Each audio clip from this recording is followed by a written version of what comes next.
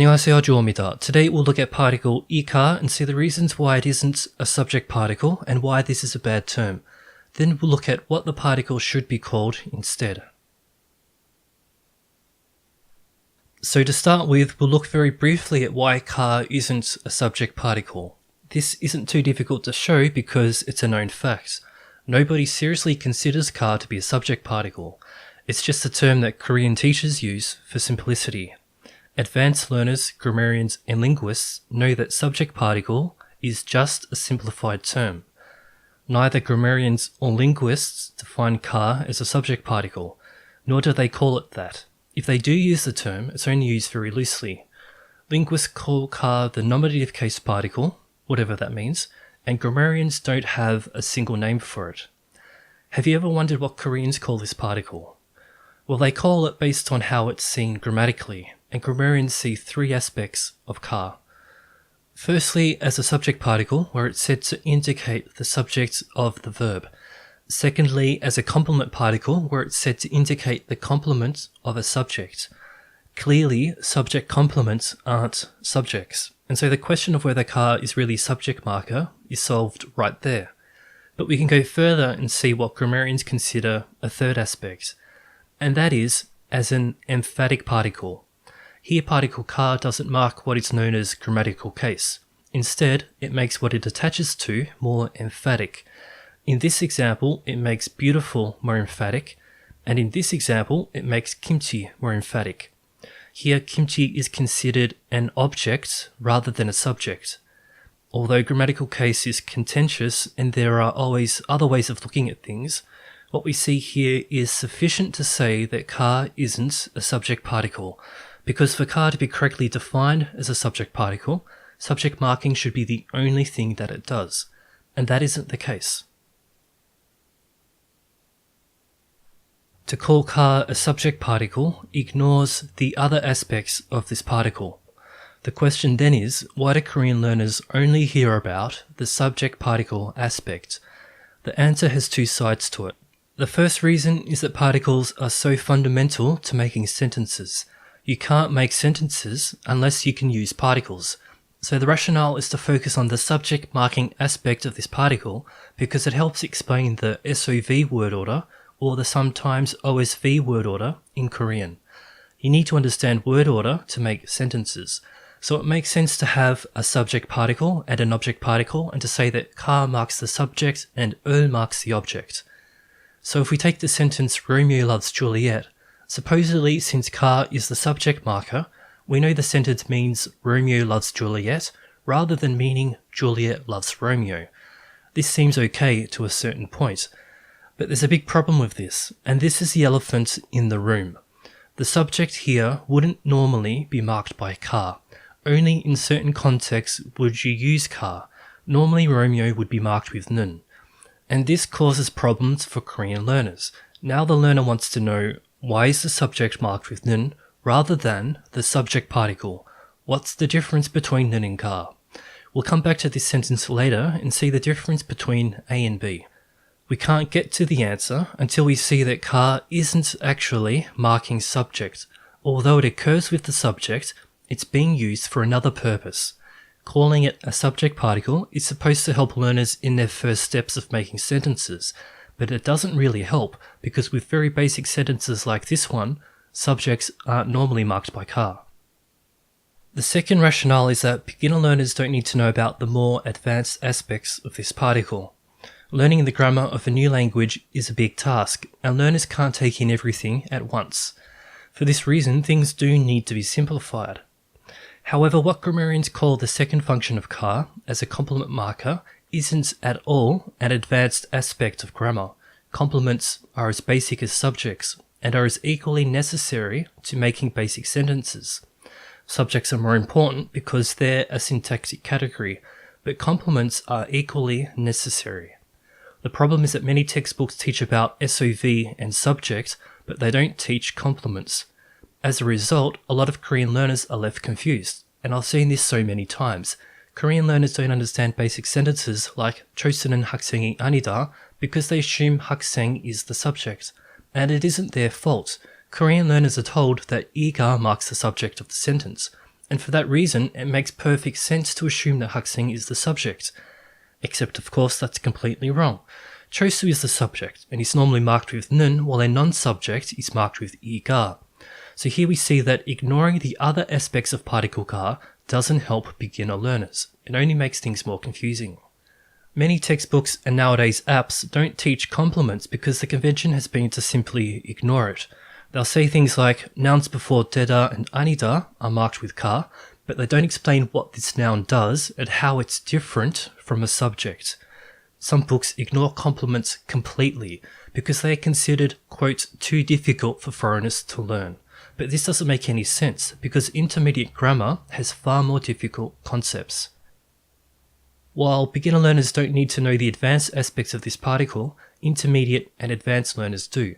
However, particle 가 is seldom elaborated upon after the beginner level, and intermediate learners' understandings aren't updated, and so it continues to be mistakenly seen as a subject particle. So now you know that a big reason why 가 shouldn't be called a subject particle is that it's also used to mark complements and is used for emphatic reasons. The term doesn't accurately describe what it does. However, this isn't the main reason why I'm opposed to the term. The main reason is that sometimes marking subjects with 가 can be inappropriate. In order to understand why this is so, we first need to see 가 as a focus particle. That is, a particle which puts a narrow spotlight of focus onto something. Take for example, if person A asks, who stole the cookie from the cookie jar? And then person B answers with, cho수 stole the cookie from the cookie jar, then in sentence B we have a narrow spotlight of focus, so to speak, on cho수. Here, chosu is the key piece of information in the sentence and what the listener needs to focus on. I can't go into too many details here, but linguists call this spotlight focus, and this instance of 가 is called focal 가. Basically in sentence B, the focus is chosu, and the rest of the sentence is background information, since it was part of the question and therefore presupposed or old information by person A. We know somebody stole the cookie, but who was it? The critical piece of information in sentence B is chosu. There's a group of 5 people and chosu is being singled out as the culprit. Sentence B says it is chosu, not anyone else, who stole the cookie. That's why if there wasn't any context presented by sentence A, you could translate B as it is chosu who stole the cookie from the cookie jar. I think this wording is the best way to illustrate the effects of 가 in examples like this. Note that this use of 가 is considered different from 가 in what happened? cho수가 김치를 먹었다. In this context, we wouldn't normally interpret cho수 as having that narrow spotlight of focus. This is the so-called neutral use of 가. There's more to say about this, but I won't go into the details. Now, here's an example to illustrate the big problem with calling 가 a subject particle. 한국은 제주도가 아름답다. Here the sentence has 2 subjects. This is known as a double subject sentence or a double nominative sentence. It may seem like an odd concept in English, but it's normal for Korean to have sentences with 2 subjects like this. The big subject, or the outer subject, is Korea, and the small subject, or the inner subject, is Jeju. We see that the first subject is marked with 은, while the second subject is marked with 가, and the sentence is fine like this. However, if we replace 은 with 이, then we now have a problem. Now the sentence means it is Korea, where Jeju is beautiful. Now we have an inappropriate sentence. We can't make this sentence because Jeju doesn't exist in any other country. It only exists in Korea. If Jeju was replaced with mountains, then now the sentence is okay because mountains exist everywhere. So we see that this isn't a grammar pattern which makes the sentence incorrect. It's the meaning of the sentence. We need to stop and think about this for a moment because 이가 is supposedly a subject particle, and yet here it can't be used with the outer subject. In fact, nobody would make a sentence like this because it isn't possible, but the point is to illustrate that sometimes subjects can't be marked by 가. This tells us one of 2 things. Either 가 is something in addition to a subject particle, or 가 is something other than a subject particle. Because if 가 were purely a subject marker, there would be no reason why this sentence would not be possible. That is, if all the particle did was mark the subject of the sentence, this sentence should be okay. But it's an inappropriate sentence. So the fact that we can't make this sentence, and that Koreans would never make this sentence, that's evidence that there's something else going on.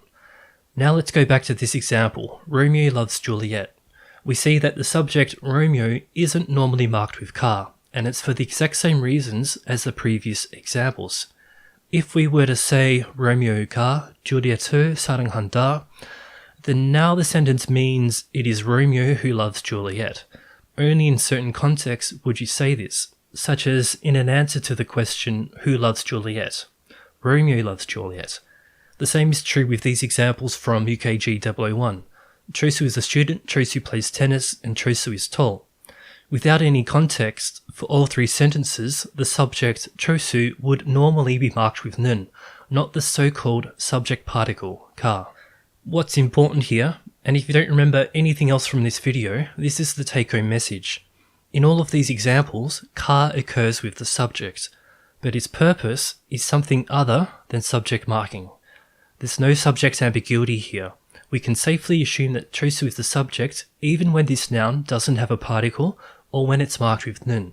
So ka isn't actually marking subject here, but rather it's putting the spotlight of focus on Chosu. Now remember that not all instances of ka are like this. Ka doesn't always put a spotlight of focus on something. Please understand that ka doesn't always have this effect. It depends on the context. For example, if the sentence was Chosu가 김치를 먹었다, then here you wouldn't normally interpret a spotlight of focus on Chosu. In some contexts that would be the case, but normally it wouldn't. Romeo in Romeo loves Juliet is normally marked with nun rather than ka. If you ask any Korean, they will tell you that Romeo ka simply doesn't sound right in most contexts. It's fine grammatically, but it wouldn't normally be used. And the reason is that the listener thinks you're giving the spotlight of focus to Romeo. And this is my hot tip for knowing when to mark the subject with nun or ka. This isn't a sentence problem. You can take the sentence Romeo loves Juliet and see that sometimes the subject is marked with ka and sometimes the subject is marked with nun. So the choice between the two particles has nothing to do with whether Romeo is a subject. It all depends on the context in which the sentence is embedded and what the speaker is doing with the sentence. Okay, so if ka isn't a subject particle, then what is it and what should we call it? Firstly, I'd like to say that the term subject particle does have some merit, especially when looking at embedded subjects in complex sentences. Here, knowing which noun is a subject helps you determine how the nouns relate to each other. Moreover, if you took a random piece of writing, such as a news article, and make note of all the instances of ka, then most of the time it does occur with subjects. However, the term subject particle is aimed at beginner learners, and beginners won't encounter complex sentences or native material until a later time. So how do we explain ka? Well, the word which Koreans use a lot in describing how this particle works is jijeong, which here can be best translated as specification. What ka essentially does is specify what the listener needs to know about. Some linguists call this particle a unique specifier. However, I think we can use the more general and tentative term of specifier. Calling it a specifier particle is good because it can explain all of what this particle does. We can explain the apparent subject marking feature of ka as specifying the agent or the doer of the action. We can explain the spotlight of focus as specifying the missing piece of information. And we can explain the emphatic effects of ka as the speaker forcefully specifying something. This next bit is a bit advanced, but we can explain all of these aspects in another way, and that's to say that speakers use ka to point at something. Specification can be thought of as pointing at something. If we consider the example, who is a student? Chosu is a student, then what the speaker is doing is specifying Chosu as the item. There's a set of alternatives, and the speaker is selecting the correct subject to match the predicate. Note that this question could be answered by simply pointing your finger at the item. With this comes the idea that ka performs as a linguistic pointer, where speakers use ka to point at something. And interestingly, the hunter for ji in fact means finger. However, the obvious criticism to this is to ask, isn't saying any word a way of pointing at something? How does ka make this any different? Well, if we consider 1 바람이 시원하다 with 2 바람 시원하다, intuitively 1 seems to be pointing at wind, while 2 isn't necessarily so. It's a subtle nuance, but in 1, the speaker is specifically pointing at the wind being cool. Talking about all these details and nuances is obviously too advanced for beginner learners, but we don't need to explain them until the learner is ready. When the learner encounters ka with, say, complements, we can explain the grammar behind complements and say that they are normally marked with the specifier particle. The term specifier particle won't mean much to the learner at that point, but it will make sense as they progress with the language, think about it more, and see the same particle doing different things. If the student wants to know more about what it means to be a specifier particle, the teacher can either present different examples, namely of ka as a focus particle, or explain that it will make sense as you progress. The term subject particle, on the other hand, doesn't make sense in the beginning, and makes even less sense as you progress.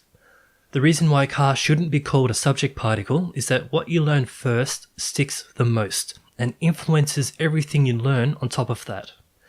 I hope this lesson has been helpful.